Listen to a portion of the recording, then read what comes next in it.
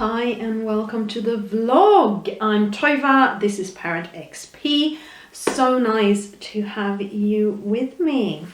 I do a personal review of my year every year. Go through what has worked well and what has worked less well and sort of reflections and ideas for the future. I don't do New Year's resolutions, but I do write down things that I would like to achieve or areas I would like to focus on. And I thought I would do it for my YouTube channel because I think a lot happened with this channel last year and I have a lot of ideas going forwards.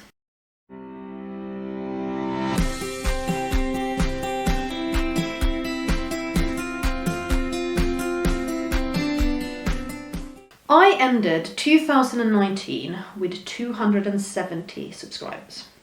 270. I had been going since February that year.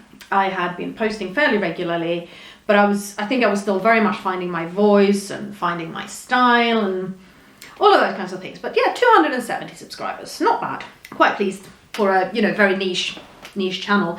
I ended 2020 with 1,410 subscribers. I'm gobsmacked and I'm chuffed and I'm delighted, and now I have plans.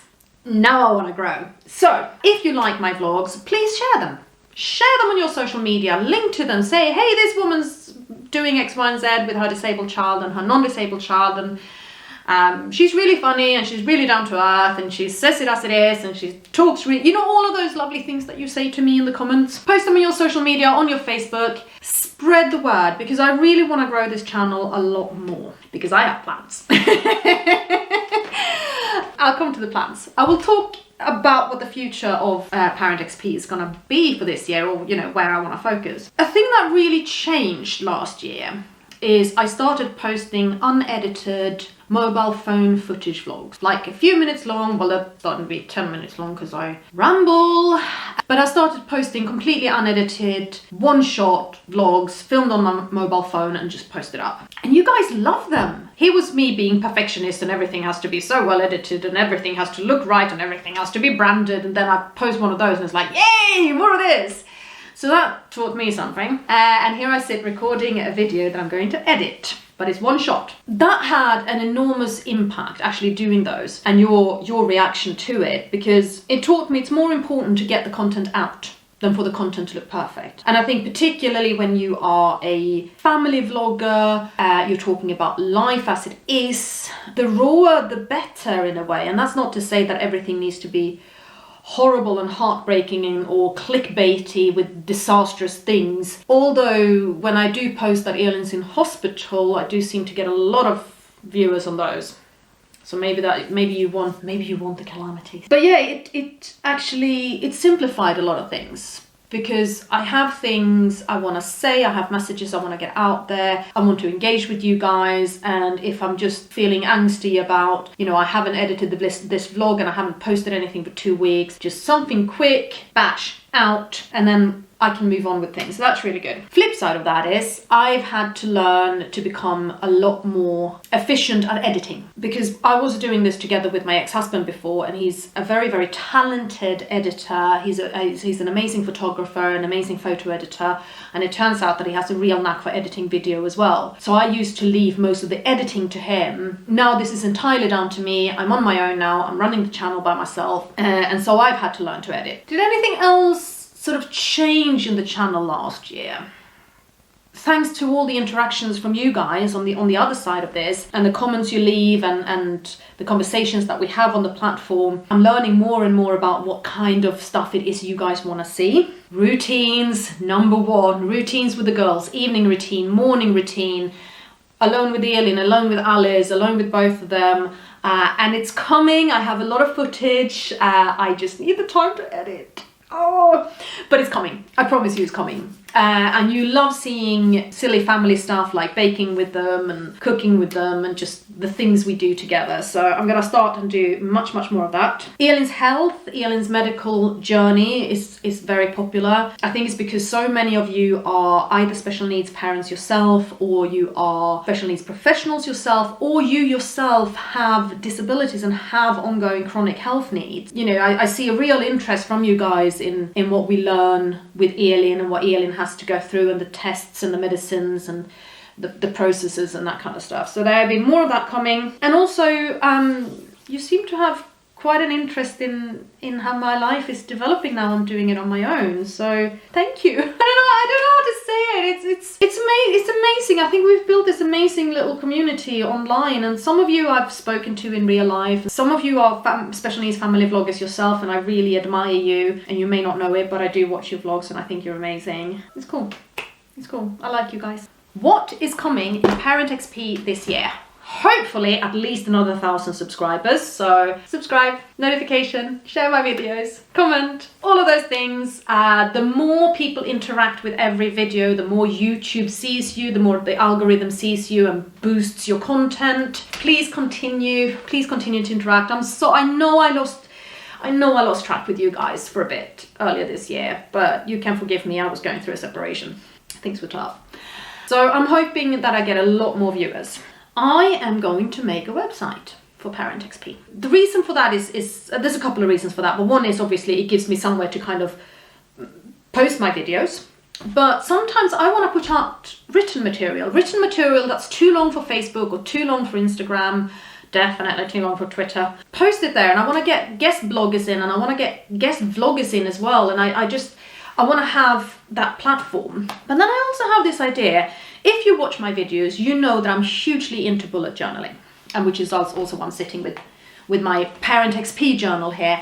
It's been on my mind for a very, very long time to create a journal for Elin, a journal in which I have all of the professionals that are involved in her care, who they are, their names, where they're based, how to get hold of them, all the medicines she's on, dosages and strength of the medicine. Have a list of things I want to discuss with her medical professionals, like can we try this medicine, can we try this treatment, can we do X, Y, and Z? When did she last see neurology, orthopedic surgeon, her pediatrician, all of those things, you know, when did she last? What are we aiming for? Scheduling upcoming operations. She's on the waiting list now for a Mickey button, so changing the tube to a button, her feeding tube, which is why I'm doing this. Clear to everybody, right? And I think she's going to end up having hip surgery this year as well, because she's very close to dislocating one of her hips.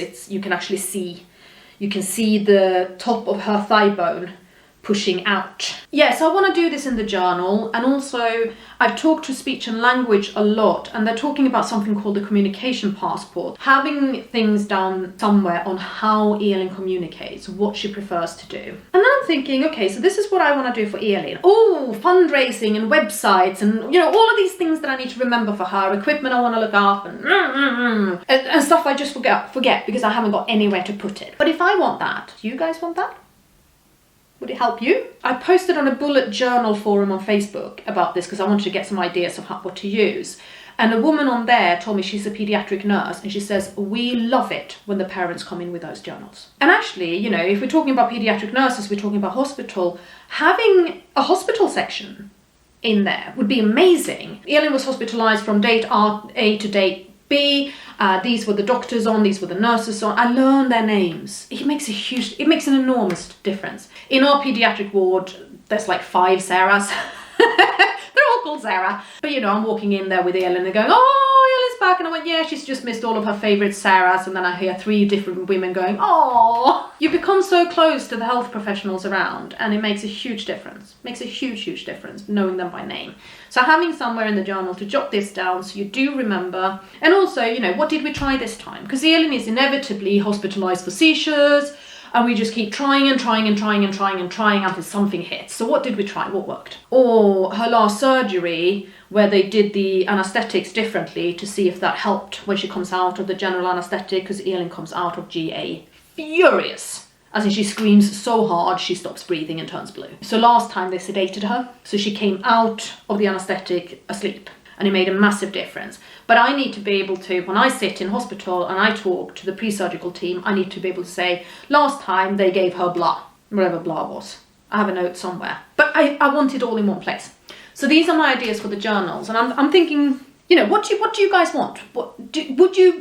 if I created something like that, would you use it? Would it be helpful? What do you need to have in it to work for you? And the same with the website. If I create a website for ParentXP, what do you want?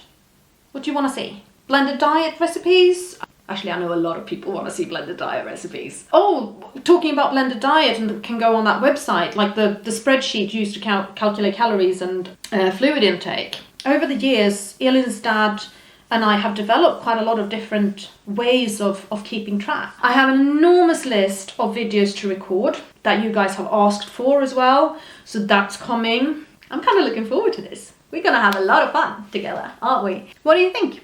I feel like I've just kind of gone with words and now I've run out of steam. Where do I go from here? I tell you where I go from here. I'm gonna stop here. You've talked for long enough, woman. 2021, it's a new year. I'm so grateful to have you guys with me. Let's do this. Mwah.